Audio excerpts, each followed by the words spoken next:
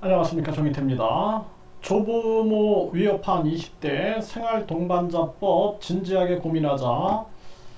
네, 이 주제로 말씀을 드리겠습니다. 어제는 제가 이 어버이날에 아버지 폭행한 20대 아들이 입건됐다라는 그러한 영상을 올려드렸어요. 어버이날에 아버지를 폭행하는 20대. 이게 이미 이제 우리가 잘못된 이 교육제도 1류대, 2류대, 3류대, 지방대 해가지고 신분 계급화하는, 또 사람의 욕심과 이기심을 부추기는 이 잘못된 교육 때문에 우리 사회가 가정, 학교, 뭐 종교, 정치 모든 게 붕괴되고 있다. 저는 그렇게 진단하고 있고요.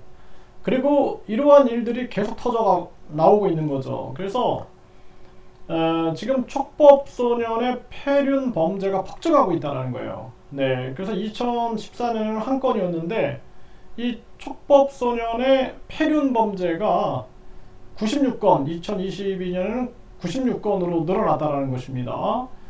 그러니까 뭐 가족들한테 흉기를 휘두른다든지 이런 일들이 계속 터지는 거죠. 네, 그래서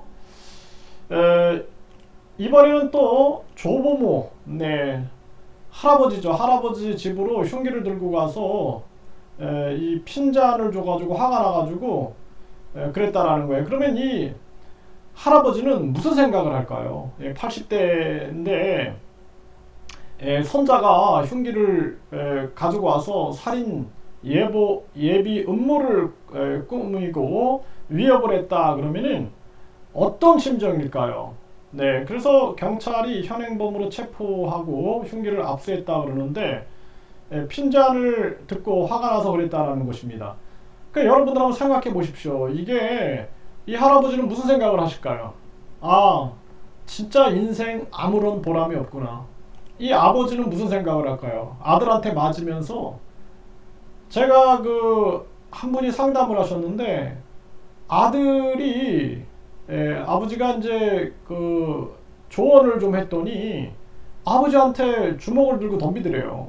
그러면서 이거 아들을 경찰에 고소해야 되나 말아야 되나 하면서 그냥 막 펑펑 울었다 그러더라고요. 이런 일들이 생기는 겁니다, 이제. 그러니까 혈연은 무조건 가족이고 이 가족이 가족이기 때문에 막 해도 된다라는 생각이 없어져야 된다라는 거예요. 그래서 이제는 생활 동반자법이 필요하다라는 겁니다. 저는 이거 동의합니다.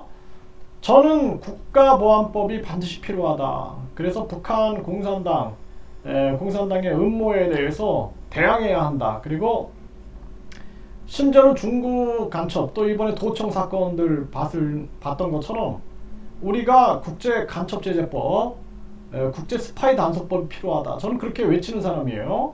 그런데 이 생활 동반자법은 좌파 우파의 개념이 아닙니다. 이거는 진보 보수의 개념이 아니에요. 이제 이게 필요하다라는 거예요. 그러니까 혈연 혼인 없어도 가족이 될 수 있다. 그래서 새로운 가족이 형성이 되는 거예요. 도저히 이런 뭐 아버지를 때리는 이 아들하고 어떻게 삽니까? 이거 수정을 했는데 도저히 안 된다 그러면 헤어져야 됩니다. 헤어지고 이 아버지는 친구하고 같이 살든지 해가지고 새로운 가족을 형성해가지고 생활동반자법으로 등록을 하는 거예요. 그래가지고 그 생활동반자가 서로 부양도 하고 도움도 주고 또 긴급 의료 상황에서는 보호자로서의 등록도 하고 이런 책임을 지게끔 하는 겁니다. 이게 생활동반자법이거든요. 그게 현명하다라는 거예요, 그게. 그래서 이 할아버지도 마찬가지입니다. 이거 손자고 뭐고 간에 이쯤 되면은 이거는 안 되는 거예요. 네, 안 되는 겁니다. 이 선을 이렇게 넘는다라는 건 안 되는 거예요. 그래서 우리도 이제는 벗어나야 된다.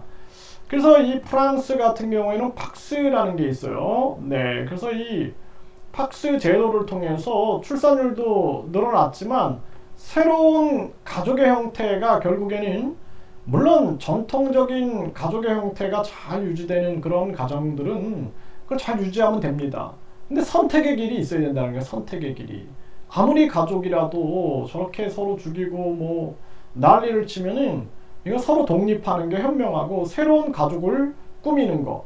근데 이 가족도 꼭 결혼을 해야 돼. 또 무슨 뭐 유전자가 섞여야 돼. 이게 가족이 아니라 친구하고도 함께 살면서 가족으로 등록도 할 수 있다라는 거죠. 이게 바로 생활 동반자법이다라는 거예요.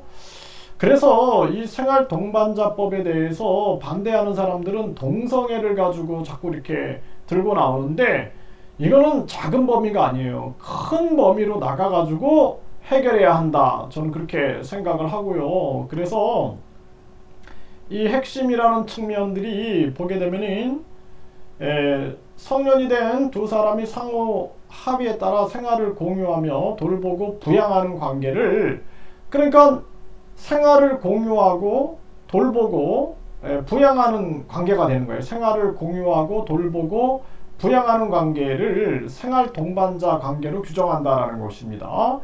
그래서 이 부분에 대해서 이 국힘도 마찬가지고 이거 진지하게 고민을 해야 한다라는 거예요.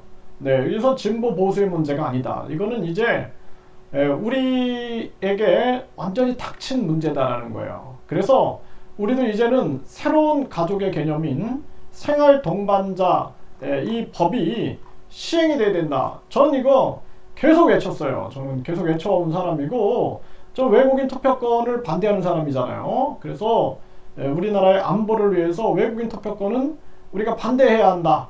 철저하게 반대해야 된다. 그리고 저는 북한은 자유통일돼야 된다. 이런 입장이에요. 그래서 독일처럼 서독이 자유를 통해서 반드시 통일돼야 된다. 그러니까 북한 김정은이는 종교의 자유와 그리고 거주의 자유, 그리고 사상의 자유, 이걸 다 허용해야 돼요. 교육의 자유. 그래서 중국인들이나 베트남인들도 해외로 이민도 가고 해외 국적도 취득하는데 이거를 허용해야 한다는 거예요. 그렇지 않고 김정은이가 북한을 벗어나면 탈북자로 처벌한다는 것은 있을 수 없는 일이다. 저는 그렇게 보고 있고, 그리고 우리가 뭐 이제는 미국 소련과 자유공산진영의 이 대립의 시대는 갔다라는 것입니다. 모두가 자기 국익을 위하여 움직이고 있는 거고 국민 주권을 위하여 움직이는 거예요. 그런 시대로 가야 되고, 우리가 안보적인 측면은 한국과 미국과 일본이 안보는 같이 가되 경제는 우리가 국익 중심으로 균형을 잡고 가야 된다. 그게 안 되면 안 되는 거예요. 그걸 분리시켜야 됩니다. 미국이 중국을 견제하면서 계속해서 한국의 경제를 붕괴시키려고 꼼수를 쓰는 거에 말려 들어가면 안 되는 거고, 일본이 한미일 안보공조를 통해서 자신들의 역사나 그리고 자신들의 이익을 위해 한국을 이용하는 것은 안 된다라는 것입니다. 저는 이런 합리적이고 이성적인 입장에 서 있는 거예요. 그래서 이 생활 동반자법에 대해서 보수 진영이나 이 우파 진영에서도 진지하게 고민해야 된다. 그리고 이제는 미국과 소련이 만들어 놓은 이 좌익 우익에서 벗어나야 돼요. 그리고 어떤 문제를 해결하기 위한 우리가 논의와 토론이 필요한 시대다. 과거의 그러한 진보 보수나 좌익 우익의 정치는 이제 끝내야 된다. 저는 그렇게 말씀을 드립니다.